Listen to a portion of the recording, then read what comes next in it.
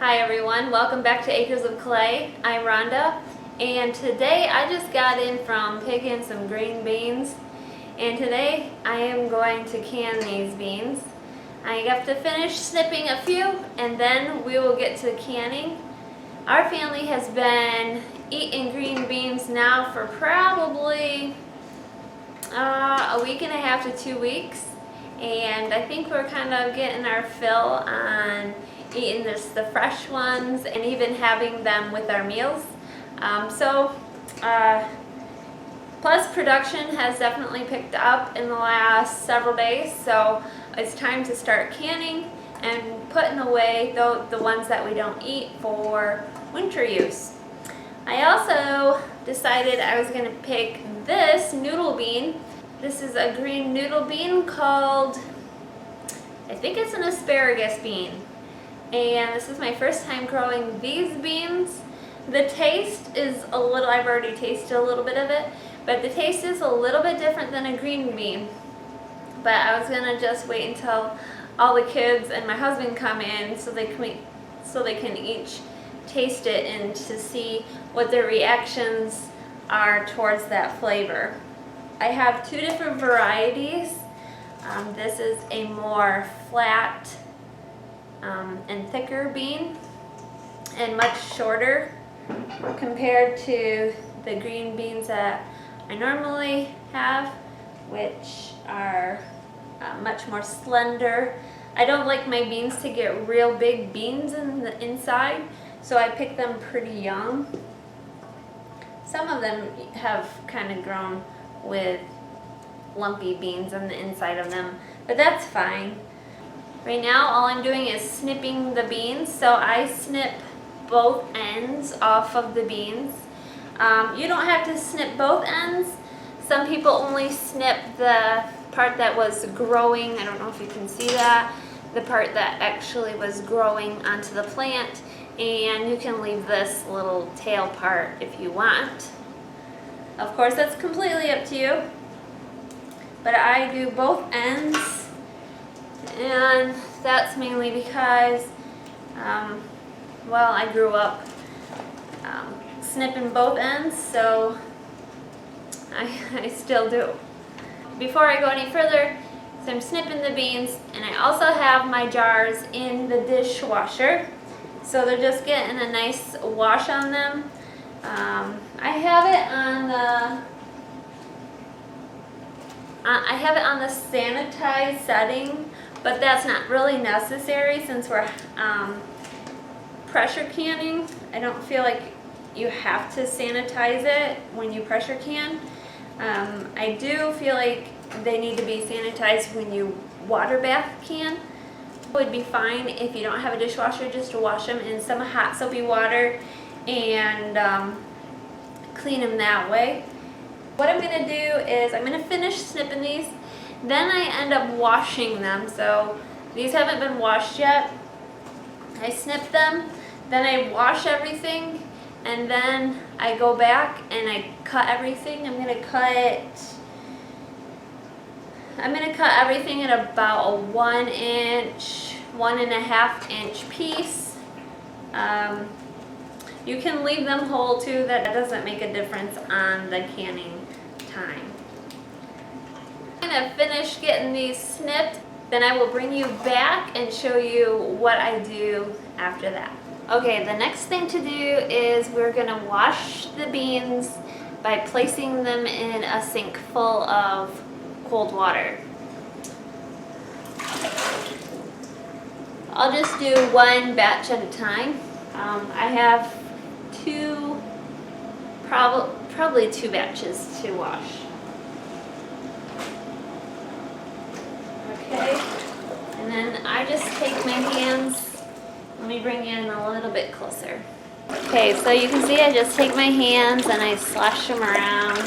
This removes any sand or, well, whatever might be on them. Sometimes the blossom ends are still on them, so I have to look for those. And these really weren't dirty, so I'm not too concerned about dirt. So then I'm going to just put them back in this colander.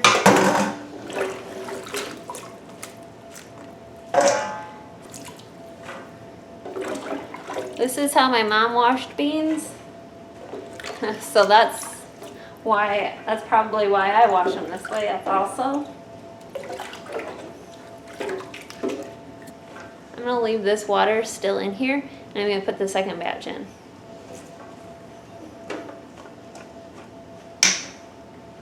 Now if this water was really dirty and there was a lot of sand at the bottom, then you'd want to change it out.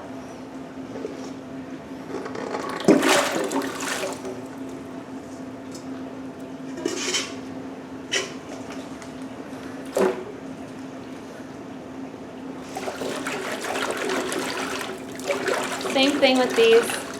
You can let them soak if you need to.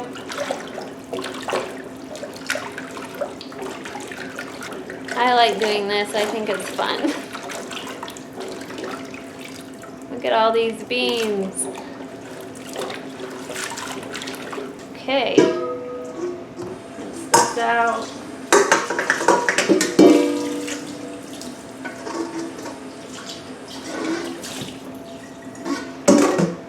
Start putting these in there.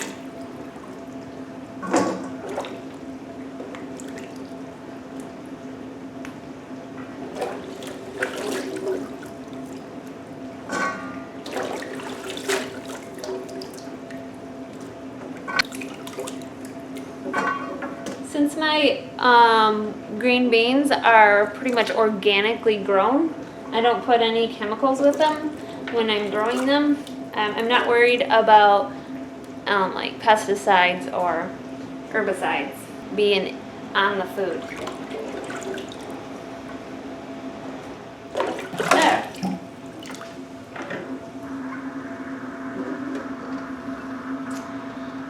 The beans are washed. So now what I'm going to do is I'm going to cut each bean up in 1 inch, 1.5 inch pieces, and I'll show you how I do that. What I do next is I have an empty bowl and a knife, and I just take each bean and I cut them in maybe fourths. There's no science to this. Again, you can do whatever size you and your family enjoy eating them at. You can leave them whole, you can French cut them, whatever you like. So I'm gonna spend the next who knows how long cutting these beans up. Once I'm done cutting these beans up, then they're ready to go in the jars. So the process is a little bit time consuming, just preparing everything, but it's really easy. This is a time where if I missed any bad spot, when I'm snipping, a lot of times I'm looking for just blemishes, maybe a bug ate off of it, or there's some rust. Look for that when I'm snipping, but if I miss any of it, now is when I would cut it off. Okay, I'm gonna finish this up and then I'm gonna bring you back and show you the next step. I am back. The beans are all cut to size, both varieties I've got cut. And now, before I'm gonna fill the jars, I'm gonna get the canner ready. So I'm gonna show you how I do that. Here I have my All-American canner. I've been using this for several years. I've had the other kinds of canners that just has a rubber seal around it. I can't remember the name of it, but it was an older one. And that one got handed down from generation to generation. I'm not sure how old that one was. But a few years back, my husband bought me this, and I absolutely love this canner.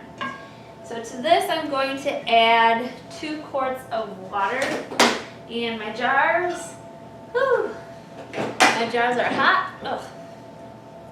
I'm going to add 2 quarts to this. That's usually what I do when I don't have a long canning session.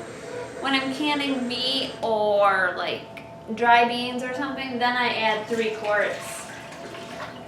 But for this one, it's only 2. You may want to check with your pressure canner to see how much you should add to yours. So I've got 2 quarts in here. Okay, I've got 7 quart-sized jars here. You can use pint size also, but for our family size, we eat a quart per meal or whatever. So, my canner holds 7 quarts, so that's what I'm going to be doing tonight. This is my canning supplies. I have my lids, my rings, tongs. I've got everything I need. I just keep it in this box and it's good to go. Even a recipe. What is this? Okay, so the first thing I'm going to do is check each of these for any type of like chip or crack or anything that would hinder the seal from sealing properly.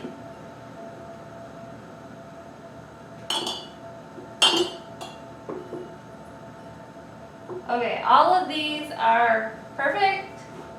And so I'm just going to take my funnel, put it over the jar, and bring my beans over. I'm going to fill these jars up to about the neck, where the neck meets. And then I need that probably a 1/2 inch head space, just so that it doesn't boil over. So I'm just going to fill each of these jars.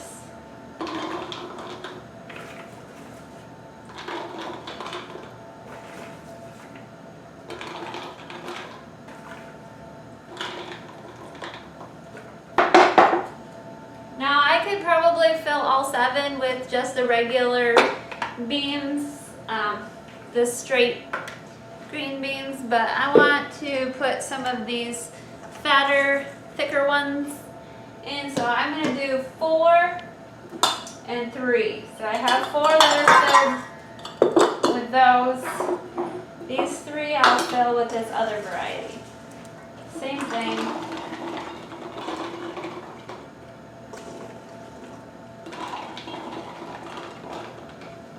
Now that I have all these jars full, I'm going to add a little bit of salt. Salt is optional. You don't have to add salt. It doesn't help with preserving it, but it does help with a little bit of the flavoring. So I'm going to add a teaspoon per quart. Now if you're doing pint-sized jars, just cut that in half and do a 1/2 teaspoon. Now you can use what's called a canning salt, and that is something that I use quite frequently. It is just a kosher canning salt, or what I'm going to use is just a pink Himalayan salt. I don't use the iodized salt for canning for any reason. I don't really use iodized salt for anything, but the pink Himalayan has a few nutrients in it, has some more minerals in it, so I add that. If you don't want to add the salt, you can omit this part. If you want to just add half salt, you can do that too. That's completely up to you. Now for the next part, you're going to add cold water. So I'm just using cold tap water. And I'm filling this up, same amount, right, pretty much half inch to an inch of head space.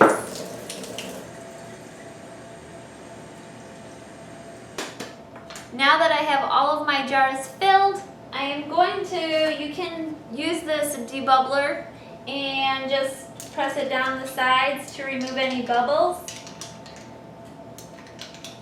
This kind of helps release any air bubbles that may be stuck in there. If you don't have a debubbler like this, you can use just a butter knife or anything like that. And many times I haven't even done anything. Sometimes I'll just give it a little tap like that, and that will be fine. All of my jars are regular mouth. You can use either or, so it doesn't really matter. And so I have regular mouth canning lids. I like the ball lids. They work great. I usually don't have any issues with them not sealing. At this point, you're going to take a napkin or paper towel, or even just a towel, something that's clean, and you're going to wipe around the edges of each of these each of these tops of the jars to make sure that there's no moisture or anything sitting on them that would hinder your jar lids from sealing properly. And now I'm just going to place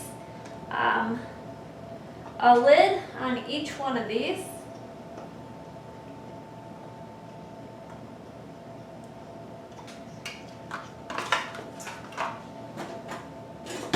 And then in my box I have lots of rings.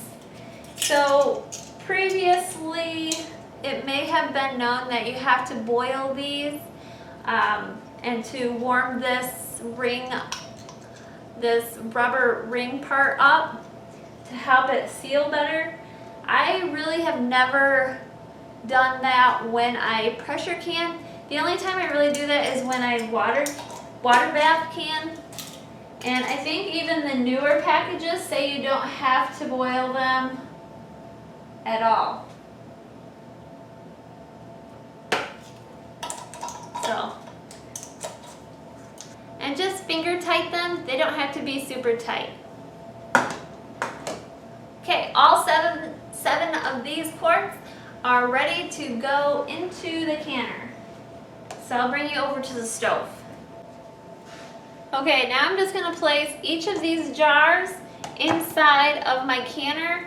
And I wanted to show you that at the bottom of my canner I have this plate thing that just lays on the bottom so that my jars aren't directly on the bottom of my canner. Some people have used towels, and I've known people that don't use anything at all, but I've always used what came with the canner, and it works good for me. So I would just always check to make sure they're good and tight, but not super tight, before I put them in. Alright, all 7 fit nicely. Let me bring you in to show you. All 7 of them are nicely seated in there, and now we're going to turn up the heat. Okay, so at this point I'm turning the heat up, and I'm pretty much keeping it on high. This is a pretty big pan, and on my biggest burner, the flames are not coming out the side, so I try to keep it on high, medium, high. And now it's for the lid. When I first bought the American canner, did I tell you that my model number is 921? Doesn't matter, but that's what the model that I use. So when I first got this, it was recommended that I put like a Vaseline or some type of oil on the rim of it on this. That way it would come off easily. But I've never had an issue with this lid sticking on where I haven't been able to get it off. So I don't put it on anymore. Now I'm just going to put the lid on.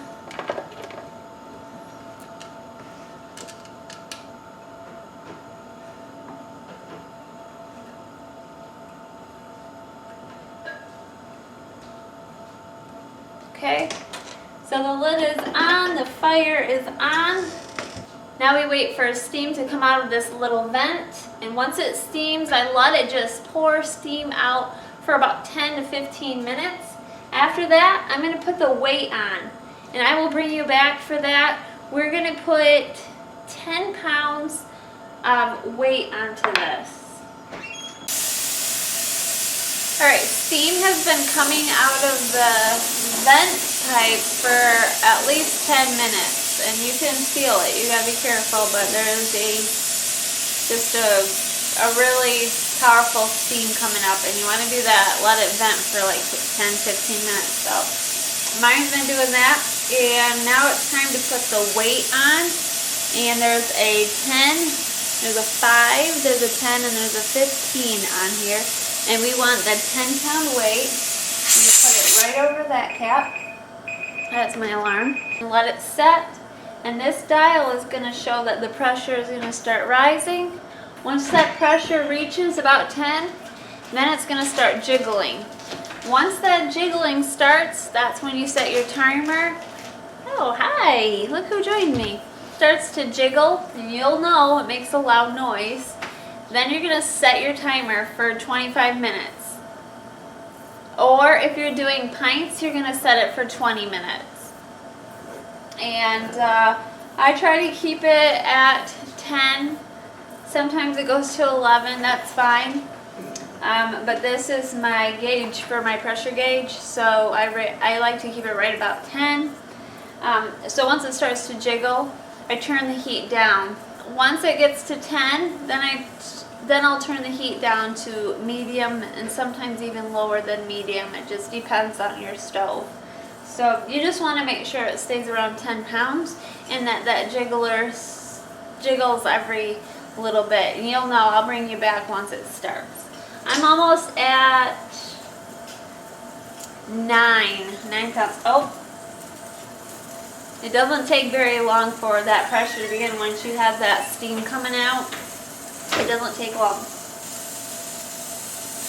There we are. See, now it starts to jiggle. I'm going to go ahead and turn this down because since it's on high, it's going to want to, the pressure is going to want to be a little higher probably. So I just want this to occasionally jiggle and for this to stay at 10 pounds of pressure.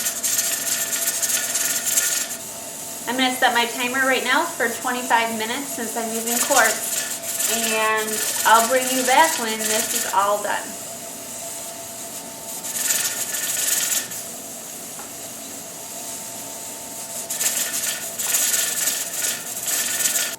"25 minutes are up, and so I've already shut the burner off and it's starting to cool down. Now we're just going to let this rest until all the pressure is gone.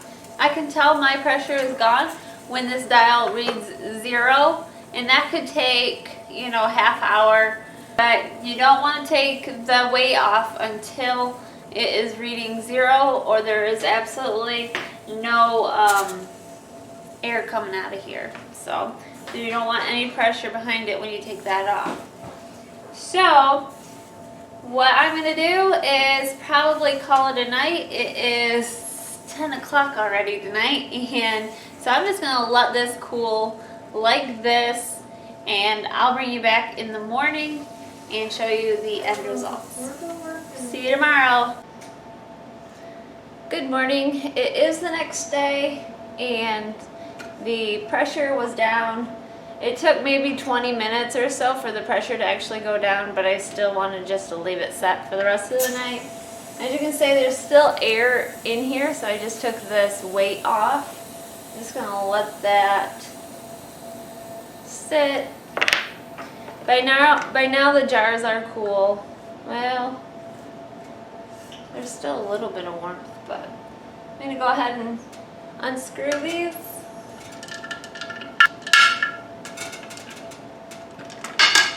And turns it right off.